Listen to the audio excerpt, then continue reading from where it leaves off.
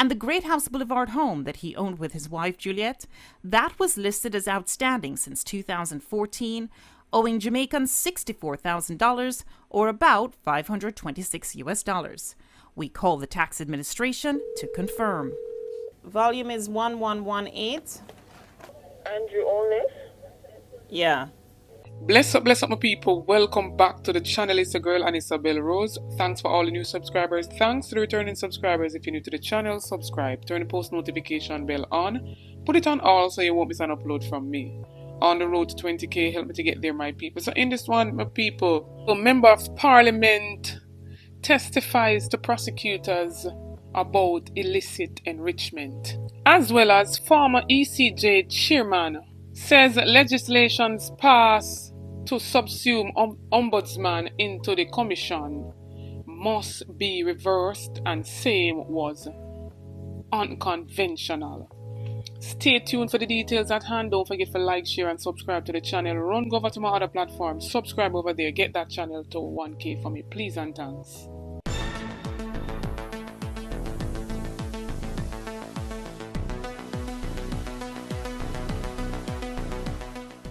Some people, the Peruvian president Dina Boluarte testified to prosecutors behind closed doors Friday as authorities investigate whether she illegally received hundreds of thousands of dollars in cash, luxury watches and jewelry. Prosecutors have been investigating the highly unpopular leader on charges of illicit enrichment and failures to declare assets. Boluarte arrived at court in a car with tinted windows surrounded by armed police passing throngs of journalists and numbers of protesters. This unfolding scandal is the latest turmoil to rock Peru's political system in recent years. The probe began in mid-March after the digital news program spotlighted Boluarte wearing a Rolex watch that is worth up to 14,000 US dollars. Other TV shows later flagged that the leader was seen wearing at least 2 other Rolexes as well as a gold and diamond Cartier bracelet estimated to cost more than 54,000 US dollars. The controversy was quickly dubbed Rolex Gate on social media. And so the Peruvian law requires officials to declare jewelry whose price exceeds $2,791, and it's still not clear where the watches and hundreds of thousands of dollars in bank transfers came from. So now, my people, if Peru can hold them politicians to account, and you see she went behind closed doors with armed security forces and confessed to illicit enrichment, what says our Jamaican politicians? Are they above the law? Right? We have heard about this alleged illicit 6 from last year, July, from the annual report of the Integrity Commission, until this day, my people, we cannot get any word of this illicit 6. Right now, the people of Jamaica is still waiting on the Prime Minister's statutory declaration to be declared and certified by the Integrity Commission.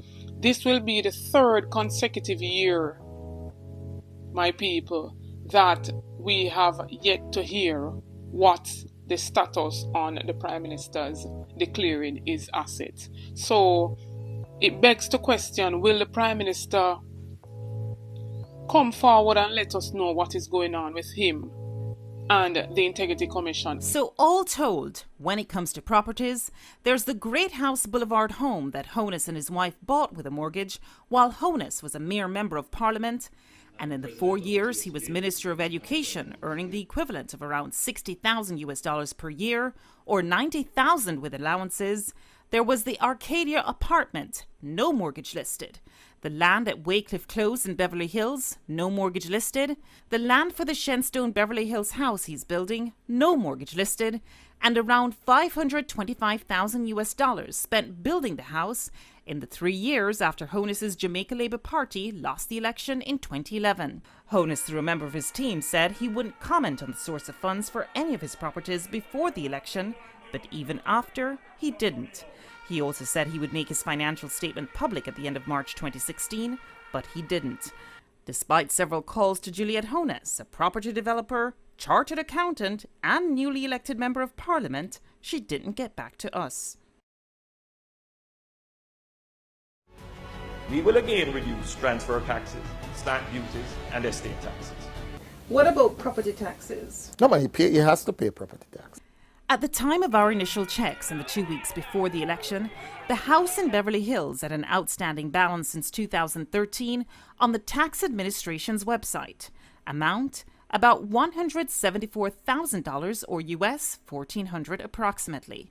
Property taxes on the Waycliffe Close land in Beverly Hills were listed as not having been paid since 2009, a total of about $175,000 or US around $1,400. And the Great House Boulevard home that he owned with his wife Juliette, that was listed as outstanding since 2014, owing Jamaicans $64,000 or about $526 US. We call the tax administration to confirm. Volume is 1118. Andrew Only? Yeah. The amount is $64,000 outstanding and $50 for 2 years. All in, Honus or his entities were listed at the time as owing almost 413,000 Jamaican dollars, around $3,400 US. It wasn't clear if there were any amounts owing for the apartment at Arcadia Drive. Caroline Hay, former Deputy Director of Public Prosecution, says, in general, no leader should be backed up on their taxes. We did not ask her specifically about Honus. No public official ought to be behind on their taxes. You are in a position when you're a public official in a position of trust, and one would imagine an example to the nation as to what values we want in positions of leadership. Days after 18 Degrees North brought it to Honus' attention, I've seen a report from the Integrity Commission saying that they're still investigating. So the investigation is still ongoing. I don't know when it will be completed, my people, but let's hold tight and wait to hear from the Integrity Commissions. Some people, back in January, before the local government elections took place in February, we seen where the Justice Minister said that the ECJ would subsume the role of the political ombudsman. And we're seeing where they had passed a legislation for that to take effect, and it did. And some people, the administration used its superior numbers in Parliament to pass the Political Ombudsman Amendment Act 2024. And it came down to the House of Senate, where a big debate occurred between, Senator Cavan Gale and Senator Scott Motley. So Minister Chuck moved a motion that the bill be read a second time. Members of the opposition called for a divide which allowed lawmakers to register their vote on the proposed law, and there were 21 ayes from the government side, while 7 lawmakers on the opposition benches dissented.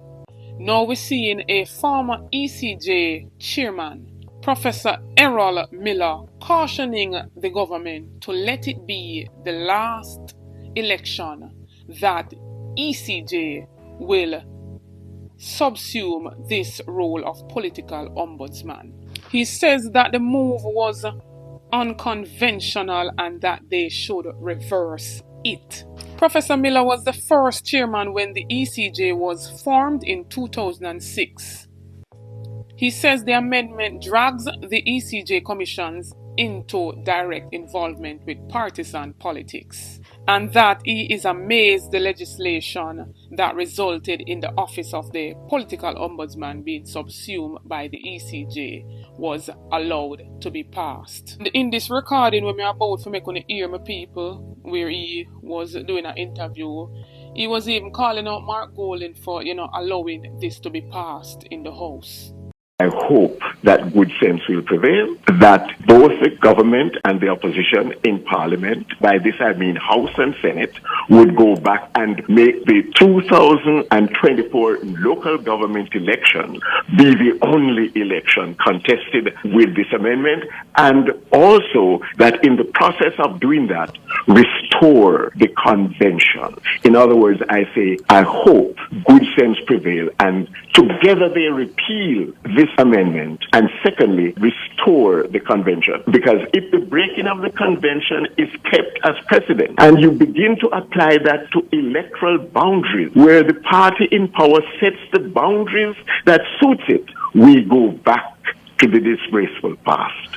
The matter is not only the political ombudsman, but what people are not saying is the manner in which this Electoral Commission Interim Act of 2006 was amended. It was amended by breaking the convention. That was my principal concern. And just to be clear for the listeners, what convention are you speaking to, Prof? Here's the convention. Since 1979, between the party holding the majority in the parliament and the party holding the minority, that the party holding the majority in Parliament would never pass a law or set constituency boundaries by using its majority. It would seek to also have the minority involved in it. That's the convention.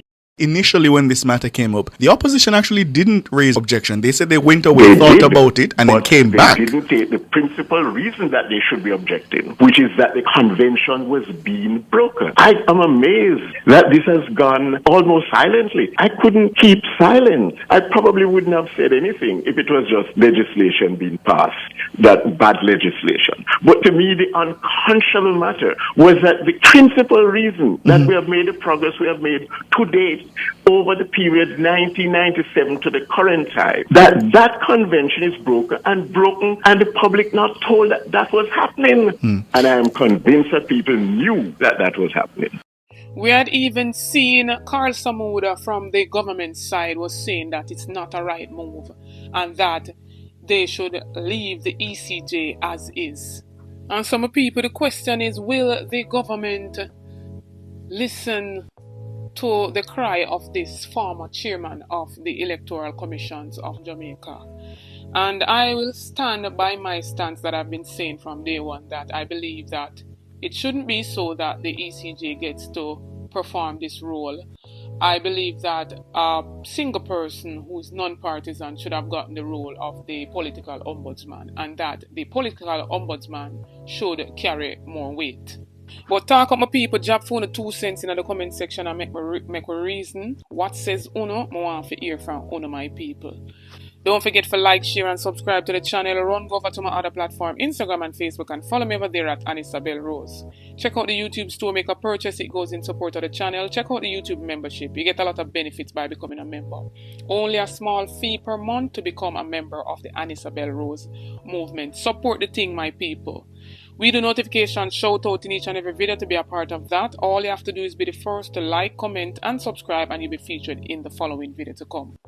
This notification shout out goes to Angela, as well as Dwayne Anglin and Sonia Foster. Big up on yourself. Thanks for the continued support from each and every subscriber. New viewers, come on board, journey with me, join the family. Subscribe to the channel, like up the videos, share out the videos. Support the ABR movement by playing your part. On the road to 20k, help me to get there, my people. Get this video to at least 3,000 likes. Stay tuned for more videos. Stay tuned for more updates. Big up on yourself. The following is a public service announcement. The Diaspora Crime Intervention and Prevention Task Force and One Jamaica Legal Defense Foundation invite Jamaican patriots and friends in the tri-state area to the second staging of a call to action. Meet us on Friday, May 10th, 9 a.m. to 1 p.m. at Jamaica's Consulate, located at 300 East 42nd Street, corner 2nd Avenue in Manhattan. That's a call to action for Jamaicans and friends of Jamaica who are seeking the best solutions for Jamaica. May 10th at 9 a.m. at the Jamaican Consulate at 42nd Street and 2nd Avenue. Listen to Reason with Radigan Saturdays at 3 p.m. on Reggae Global Radio and YouTube for updates.